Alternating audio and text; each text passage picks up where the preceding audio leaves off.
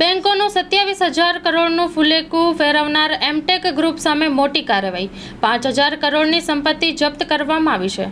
નાદારી નોંધાવનારા automotive group MTech સામે bank છેતરપિંડીના કેસમાં anti money laundering act હેઠળ તેની કૃષિ અને ઇન્ડસ્ટ્રીયલ જમીન સાથે ₹5,000 કરોડથી વધુની રકમના શેર અને ડિબેન્ચર જપ્ત કરવામાં આવ્યા છે.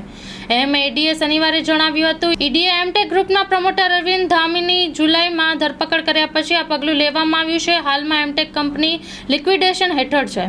ઈડીએ કંપની અને તેના પ્રમોટરો સામે prevention of money laundering act હેઠળની વિવિધ જોગવાઈઓ મુજબ કેસ નોંધ્યો છે. એમટેક ગ્રુપે બેંકો સાથે લગભગ ₹27,000 કરોડની છેતરપિંડી કરી હોવાનો અંદાજ છે.